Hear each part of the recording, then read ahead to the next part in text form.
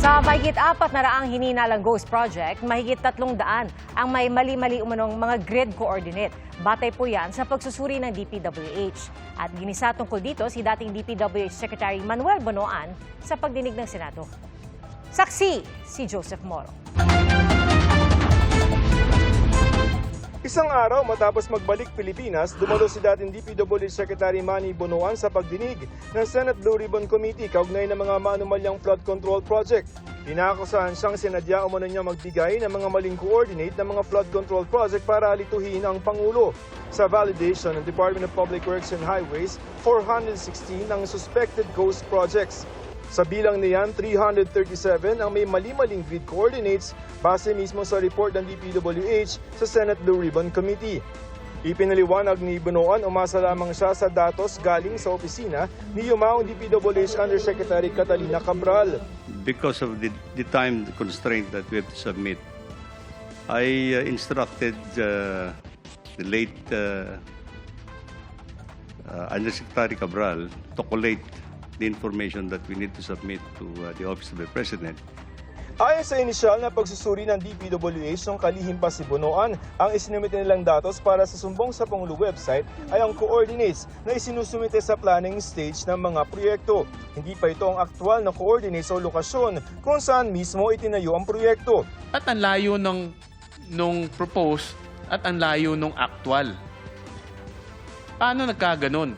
We'll have to investigate. Ngayon po, Mr. Chair, doon po sa tanong nyo kanina, kung yun po ba sinamit deliberately, of course, ayaw po namin, we're not in the position to answer that. Meron po kami dinidevelop na app. No? Ito na po yung unified application wherein the coordinates from the planning stage and the coordinates for the actual ay isang mapa na lang po yung ginagamit. Pagpunto ni Lacson, kung mali-mali ang isinumiteng coordinates, posibleng lumobo ang bilang ng mga ghost projects kahit may mga nagawa naman talaga. Kasi pag pinuntahan yung grid coordinates na mali, wala makikitang project, ire-report na ghost. Dahil mali po yung coordinates, nireport po nila as non-existent. Meron pong mga lugar, medyo masukal na yan. And kung talagang mag-deviate ka lang by a few so many meters, hindi mo talaga po makita. Tanong ni Committee Chairman Senador Ping Lacson, pattern ba ito o di sadyang pagkakamali lamang? Kung ang percentage ng mali na-overcome o na-overwhelm yung tama, may pattern yon. Pero kung halimbawang sa 10 na random sampling ninyo, isa o dalawa lang yung mali, then there's no pattern. Maybe inadvertent yung omission. Out of 337, ang more than 50 meters away, 291 po. Yung less than 50 is 46. Dahil mali-mali ang unang coordinates na binigay ng DPWH, kailangan daw umulit ng kagawaran. Kung natapos na po natin yung one-third ng 30,000 flood control projects in the last 10 years, and then i-reassess naman po natin to. Just to be sure po na with our data. Kaya nasayang lamang daw ang buwis at oras na ginugol sa unang assessment.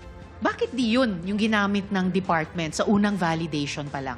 Because I think nung initially po, nagbuo nga po ng team itong ICI, composed of the AFP, PNP, and DepDev. And they relied on the coordinates dun po sa sumbong sa Pangulo. Ayon kay Bonoan, ang nakalagay lamang sa planning coordinates na binigay nila ay bayan at probinsya kung saan itatayo ang mga proyekto. Marami naman daw silang ibinigay na pwedeng i-check ng field inspectors, gaya ng pangalan ng proyekto, anong ahensya o district office na magpapatupad, kontraktor, petsang sinimulan at natapos, pati halaga ng kontrata. Noong panahong din yon, Region 3 lamang aniya ang nag-report na posibleng may ghost project sa lugar nila. Personal daw binalidate ni Bonoan ang report at doon nga nila nadiskubre ang mga anomalya sa Bulacan 1st District Engineering Office. Agad daw niya itong inireport sa Pangulo. My statement to the President is that I hope, Mr. President, that this is an isolated case because there has not been any other report that reached me. The President told me to start investigating the ghost projects. Immediately thereafter, Mr. Chair, I relieved all the personnel of Caloocan First Engineering District. Nakaharap din ni Bonoan sa pagdinig kanina si dating DPWH Undersecretary Roberto Bernardo na nagsabing nagsimula ang sistema ng allocable projects noong taong 2022, panahon ni Bonoan bilang kalihim.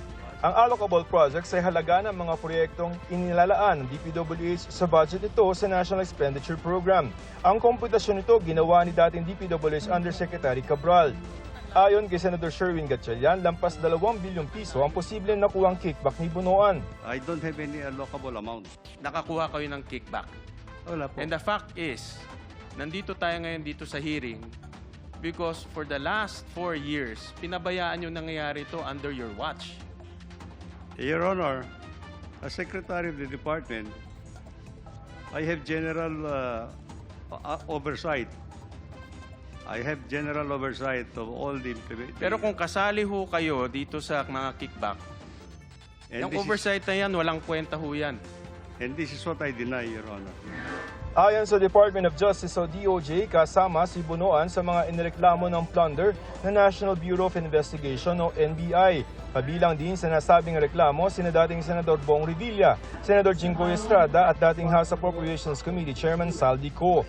Si dating DepEd Undersecretary Trigib Olaybar, itinanggi rin ang paratang ni Bernardo na kumubura siya ng mga kickback galing sa mga proyekto umano ni dating Senador Sonny Angara. Pati na ang umano'y 2.85 billion pesos na unprogrammed appropriations para raw sa isang executive secretary. Itinanggi rin niya ang umano'y pag-endorso niya kay Carlene Yap Villa na aide ni dating Senador Nancy Binay. I deny those allegations. Wala pong katotohanan, Mr. Chair, Your Honor. Lahat po from the communication to nag-deliver to kay ES daw po na wala naman po akong personality kay Executive Secretary. That time, in 2024, baka yun yung papasok po ho kami sa DepEd. That he is lying. Opo, Mr. That he is a liar with respect to Dun po sa... the allegations against him. Yes po. Humarap din sa pagdinig si Maynard Ngu na inakusahan ni Bernardo na humingi ng listahan ng mga proyekto para kay Senador Francis Chisa Escudero. Itinanggi ni Ngu ang mga paratang. I absolutely deny all the allegations made by Yusek Bernardo. That's the reason why I already filed a case against Yusek on defamatory insinuations. For this, I invoke the sub judice rule. Pero si Bernardo, pinaninindigan naman ang kanyang mga aligasyon. Para sa GMA Integrated News, ako si Joseph Morong, ang inyong saksi. Mga kapuso, maging una sa saksi. Mag-subscribe sa GMA Integrated News sa YouTube para sa iba't ibang balita.